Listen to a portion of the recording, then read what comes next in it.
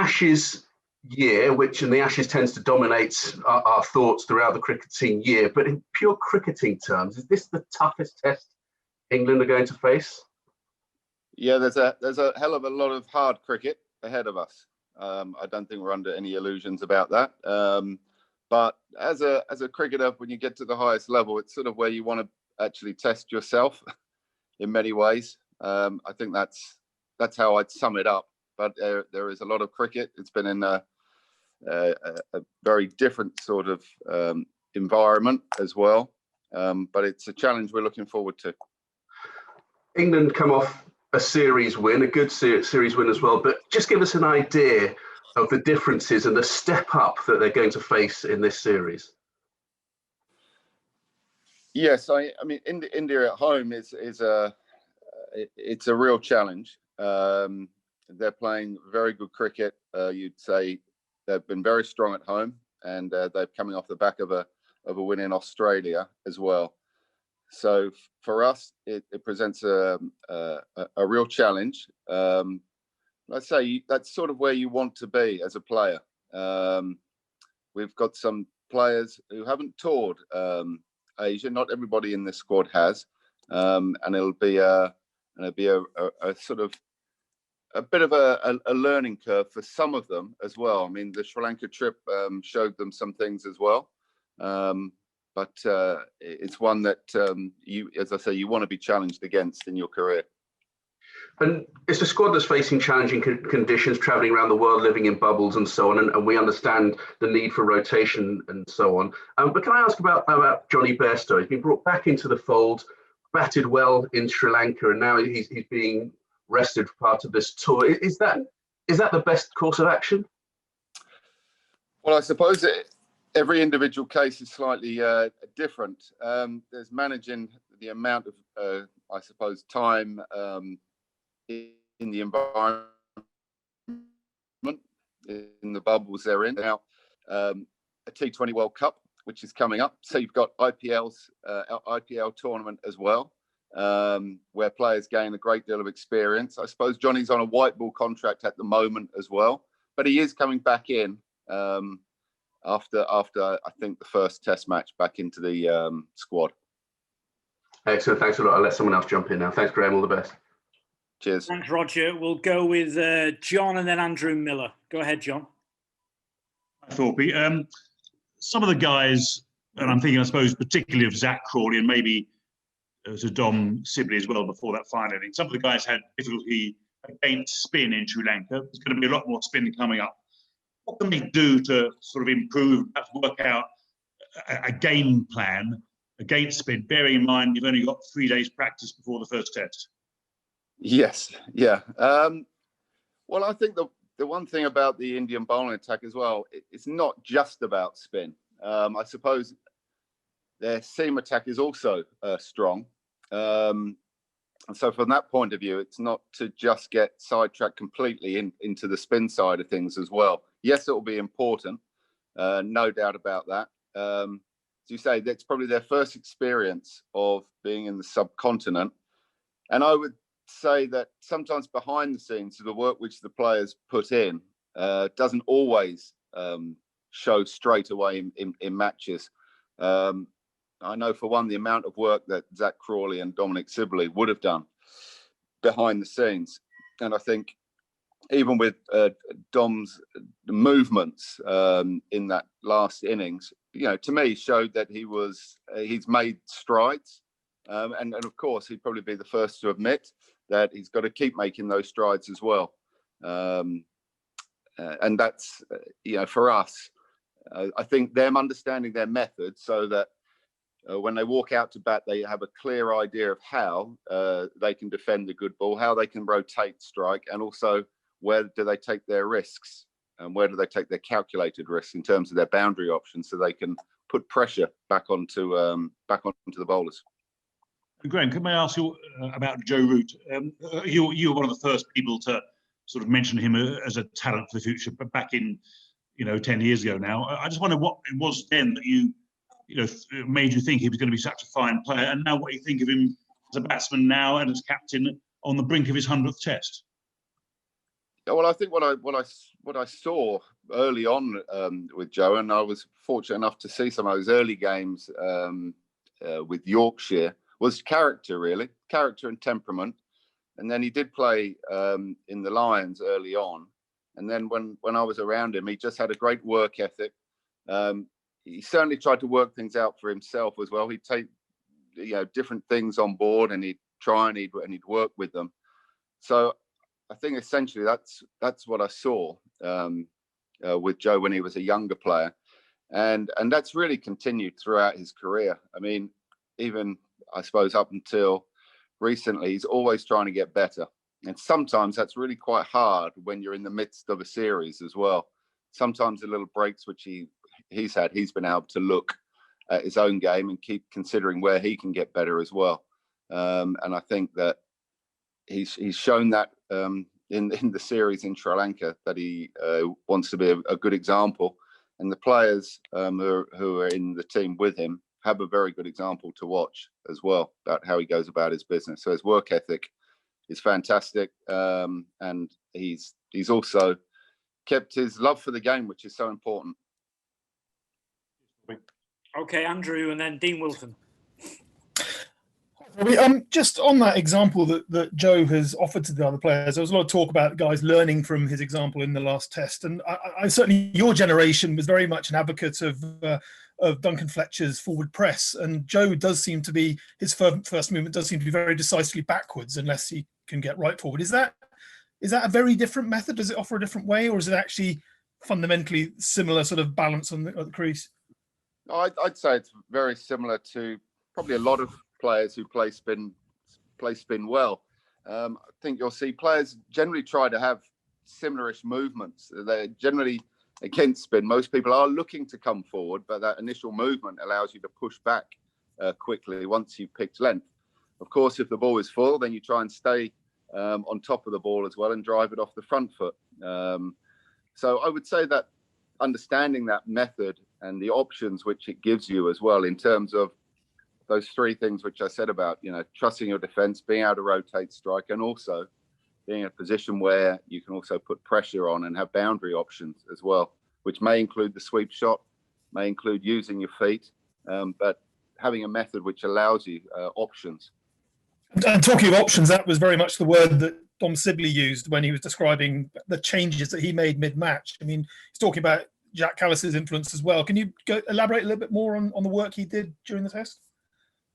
Well, I know what he did coming out of the English season, because obviously he played against the West Indies, and he was looking at, how he can be more proactive. And he's been brave in the nets, because I think you have to be brave in the nets when you're practicing, because it will take a little bit longer for that to happen than in a match situation. But I think he's getting his foot movement and his method in a much better place for him to allow him options to score runs, as I say, almost within those three areas of playing: defensively, rotation, or attacking. And he's made progress in the time which he's come into the test side. But as I say, the hardest thing is actually getting it out onto the field. So it's pleasing for him to get those runs in that last innings. Brilliant, thank you. Okay, Dean, go ahead. Hi, Thorpe. You touched a bit on Joe Root and his career. As somebody who's actually got there, what does it mean to play 100 Test matches for your country? Well, it's a real achievement because of the longevity of it. I think you need a good sense of humour to play that amount of cricket, because you will experience. He's had an awful lot of highs, but there's going to be some moments in there where you have your lows, and you have to show a bit of character and a bit of resilience, and then you have to keep trying to adapt to the next situation. And sometimes you're going to tinker with your technique, and you have to manage all that. And so to play 100 Test matches, it's no mean feat, and he'll be very proud. His family will be very proud. I think he's always remained very humble as well. He's a great student of the game. He loves watching other people play and learning, and he's somebody who doesn't really want to stand still. And he's got a great hunger to score runs as well and improve. So, very good qualities, and as I say, he'll be very proud, as will his family be. And just finally for me, I can't remember whether you were batting coach on the last tour to India in 16 or if it was Ramps. Forgive me if it was you, but I'm sure it was me. What do you think? What do you think that the guys, the players who were on that tour will have learned, and what is your advice to them, bearing in mind that I think on a three out of the 5 tests they did top 400, but India then went and blew them out of the water with something even bigger. So, what's the demands from a batting point of view when you're out there? Yeah, well, it's a different, as you say, coming from Sri Lanka to here, we would hope that the games will be longer. I mean, we're going to have to be able to stay in the games. The first innings is going to be very important, whether we bat, first or whether we bat second in the first innings. But staying in the games are going to be really important. Yes, being able to score and put runs on the board is going to be key. And then we're going to have to work hard to take our wickets. As I said at the top, India are a very good side. They're very strong at home. It represents a real challenge for us, but one which we've got to really embrace as well, and really have a lot of belief coming into it that we can do something special. But certainly doing things really well, being able to put the Indian batsmen under pressure as well will be key. But certainly the blueprint which we've been trying to stick to about scoring big runs, being able to be in a position where our bowlers have something where they can challenge the opposition batsman. Thanks. Cheers, Dean. We'll go to Scott Taylor, Talk Sport, and then Tim Wigmore. Hey, Graham, the big noticeable difference under Chris Silverwood compared to other England coaches is the ability that England have to put big first innings runs on the board. I think we've seen every other first innings England 100. What's the difference between the first innings of a Test match under Chris Silverwood's coaching compared to previous regimes? Oh, I just think we've probably repeated it. It's been a quite simple message, really, and it hasn't happened all the time. But it's what we've tried to set out to do. It's what we've talked to the players about. It gives us the best opportunity to be able to stay in matches and potentially win them as well. So, and we know that the challenges are going to get harder. But I think if you keep your game plan relatively straightforward, then the players understand what they're trying to follow. And there's been a lot of talk about young Ollie Pope and his long-term future in this Test side. The fact that there's some suggestion he can bat at number 3. Where do you see his long-term future in this England Test side? Well, he was unfortunate with his shoulder injury because he was going very well, but he's back into this squad, and he certainly has as good a chance as the others to be able to get into the 11 as well. I think he's a fine player. As I said, the shoulder injuries have set him back a little bit. If you go back to sort of the South Africa tour, everyone was really talking him up, but he was a very grounded lad as well. He even knew then that there was, lots to be able to do, lots of challenges which would be in front of him. But it's good to see him back. I think he's a fine talent, and as you say, steering clear of injuries. We hope that we've got a fine player for England in the now and in the future as well. Thanks, Graham. Okay, last one from the England crew, Tim Wigmore. Hi, Thorpe. Hello, on the sweep, can you sort of elaborate a bit more on, I guess, the importance of it and the kind of the potential pitfalls as well, and how important that could be in this series? Well, I suppose, knowing when to play it and what type of sweep shots to play depending on the surface. So we say sometimes the surfaces might not turn straight away in India. You say sometimes the games can stretch out, and they might start to turn day 3, beyond day 3. So I suppose understanding, when and how, to operate with the sweep shot is important to be able to manoeuvre the field. To put fielders in places where maybe the bowler really doesn't want them, which then gives you another opportunity to maybe be able to rotate strike more comfortably. So being in a position where you're able to execute it, or as you say, sometimes people can actually be in a position where they don't actually have to go through with a sweep shot because the bowler ends up bowling into a different place, but their method is such that they can maneuver the ball somewhere else. But it's a handy shot to have, and knowing when to play it as well. Is there anything about Joe Root's sweep that makes him one of the best sweepers in the world? Well, I think he gets himself into a good position, but like I said, I think that he may have an idea that he's going to go and play the sweep shot, but then I think he looks for the line and the length of the delivery, and then we'll almost choose where he's able to put it, whether that's a fine sweep, a square sweep, a slog sweep, but being in a really good position to execute is the key to it. Okay, we'll take some questions from India media outlets. If we can just make sure it's one question each, please. We'll start with Kushan Sarkar, then we'll go to Vivek Krishnan. So Kushan, over to you. Yeah. Hi, Graham. My Hello. question hi. My question is Virat Kohli did very well in England in 2018, and before that, the 2016 home series in India. He has found a method. Is consciously the England bowling unit will be having a method, or they will react to the situation? Like, can there be a set plan for a world-class batsman like Virat Kohli? Like, how are the English bowling unit looking at it? Well, we know he's a fantastic player. He's shown that for many years now. Virat's obviously just one of, a batting order which understands home conditions very well. So I think the key for our bowling attack is to be able to bowl our best ball as often as we can. I don't think we can ask for anything more from our spinners and our seamers. As I say, overall, to be able to have runs on the board and then to be trying to be able to put the Indian batsman under pressure will really be the key for us. And to be able to take the games deep. I think if we can remain in the games, that's going to be a very important aspect for England. Okay, we'll go to Vivek and then Nehru. Hello, Graham.